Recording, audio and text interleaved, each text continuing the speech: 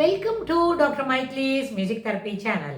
இன்றைய பதிவிலையும் positive thinking என்ற அடிப்படையில் ஹவு டு ஸ்டடி ஸ்மார்ட்டர் என்ற தலைப்பில் சில செய்திகளை நம்ம பகிர்ந்துக்கலாம். சென்ற பதிவில் பார்த்தோம், ஒரு விஷயத்தை படிக்கணும், ஒரு டாஸ்க்கை கம்ப்ளீட் பண்ணணும் அப்படின்னு சொன்னால் அதை ஒரு அரை மணி நேரம் படிங்க, அதுக்கப்புறம் அது என்ன படித்தங்கன்னு சொல்லி பாருங்கள், recite that helps you a லாட்னு பார்த்தோம்.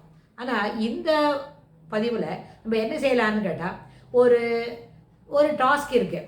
இப்போ உங்களுக்கு மதியம் ஒரு 3 மணி நேரம் ஆயிருக்கு, ஒரு ½ அன் ஹவர் உங்களுக்கு டைம் கொடுக்குறேன், இல்லைன்னா ஒரு 25 மினிட்ஸ் கொடுக்குறேன். அந்த 25 மினிட்ஸ் வரும்பொழுது இதை என்ன செய்யலான்னு கேட்டால், நம்மளோட மூளை எப்படியெல்லாம் ஒரு செய்தியை பதிவு பண்ணிக்கும் அப்படின்னு சொல்லி பார்க்கும்பொழுது அதுக்கு மினிமம் 22 நிமிஷம் வேணும். 22 நிமிஷம் தாண்டின பிறகு தான் அது நீங்கள் என்ன படிக்கிறியோ அதுக்கு உண்டான செய்திகளை அது எந்த ஃபோல்டரில் பண்ணிக்கணும், நியூரல் நெட்வொர்க் எப்படி இருக்கும் அப்படின்லாம் யோசித்துட்டு சரி பண்ணிட்டு வரோம். ஆனால் படிக்க உட்காந்த உடனே மனம் ஃபோக்கஸ் ஆகாது இல்லையா? Everybody knew that very well. அது நம்ம வளர்ந்தவங்கள, நம்ம பெரியவங்களா ஆயிருக்கோம், நம்மளுக்கு 25 வயசில் இந்த பரீட்சை படிக்க போகிறோம் அப்படி சொன்னாலும் உட்காண்ட உடனே மனம் என்ன பண்ணாது, ஒருமுகப்படுத்தி படிக்க முடியாது. இது சின்ன பிள்ளைங்களா இருக்கிறாங்க, ஸ்கூல் போகிற பசங்க 4ஆம் கிளாஸ் 5ஆம் கிளாஸ் படிக்கிறாங்க அப்படின்னா அவங்களாலே உட்காண்ட உடனே மனம் ஒருமுகப்படாது.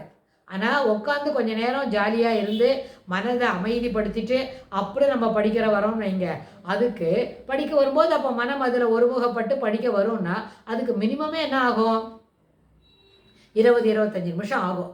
அந்த மாதிரி 25 நிமிஷம் ஆகும்பொழுது தொடர்ந்து அப்படி மனம் ஒருமுகப்பட்டுடுத்து அப்படி நம்மளுக்கு பக்கத்தில் உட்காந்தோடனே நம்ம பிள்ளைய பார்த்தோடனே தெரியும், பரவாயில்ல கவனித்து படிக்கிறது அப்படின்னு சொன்னால் அந்த 25 நிமிஷத்தோட கூட இன்னும் ஒரு 15 நிமிஷம் 15 மினிட்ஸ் மோர் அப்படின்னு சொல்லி ஒரு 40 மினிட்ஸ்க்கு தொடர்ந்து படிக்க சொல்லலாம்.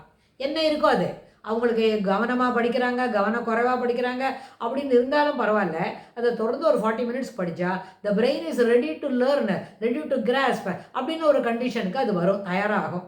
ஏன்னா மூளையோட சிறப்பு, ஏன்னா ஒரு நியூரல் ஆஸ்பெக்ட்ஸில் எப்படி நம்ம என்ன பண்ணிக்கலாம், படித்ததை எளிமையாக பதிவு பண்ணிக்க முடியும் அப்படின்றத பார்த்து தான் நம்ம சொல்கிறோம். அப்படின்னு சொன்னால் ஒரு 40 மினிட்ஸ் படித்த பிறகு ஒரு 5 to 10 மினிட்ஸ் கேப் கொடுத்துடலாம்.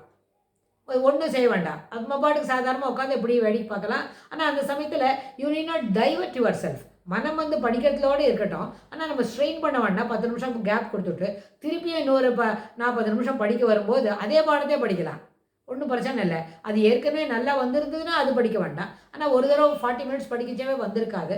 ஸோ யூ கேன் கிவ் இன்னொரு அட்டெம்ப்ட் கொடுத்து அதில் என்ன இருக்குதோ அதை படித்தோன்னு வைங்க. அது என்ன பண்ணணும்னா the brain it is ready to learn அப்படின்ற ஒரு கண்டிஷனுக்கு தான் நம்ம நிறுத்திட்டு வந்தோம். இப்போ என்ன பண்ணோம், உடனேவே அது ரெடிவாக அந்த சொல்லிக் கொடுக்குற பாடத்தை படிச்சிடும்.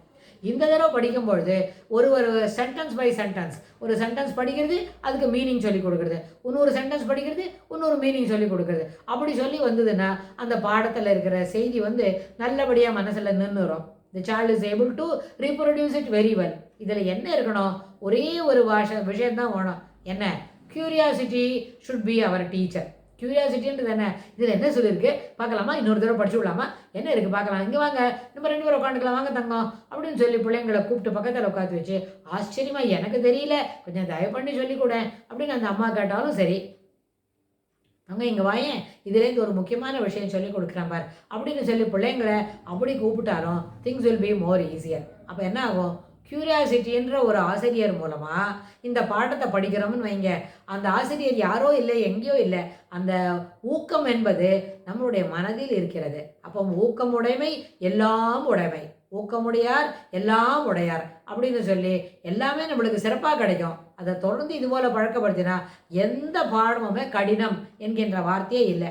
நாளடைவில் இது என்ன ஆகும், நம்மளுக்கு இந்த பாடம்லாம் வராதுப்பா, இதெல்லாம் என்னால் படிக்க முடியாதுப்பா அப்படின்ற ஒரு யோசனையே என்ன இருக்கவே இருக்காது. எல்லா பாடங்களுமே நன்னா வரும், எல்லா பாடங்களையுமே சிறப்பாக படிக்க முடியும், எல்லாவற்றிலும் மேலான மதிப்பெண்கள் பெறுவதற்கு எல்லா வாய்ப்புகளும் உண்டு அப்படின்ற ஒரு தன்னம்பிக்கையை அப்படியே பெருசாக அது மலர்ந்து மனம் பரப்பக்கூடிய அளவில் இருக்கும். அப்போ அந்த தன்னம்பிக்கையை வளர்க்குறதுக்கு என்ன இருக்கணும், அடிப்படையில் ஊக்கம். ஊக்கம் என்பது curiosity should be our teacher.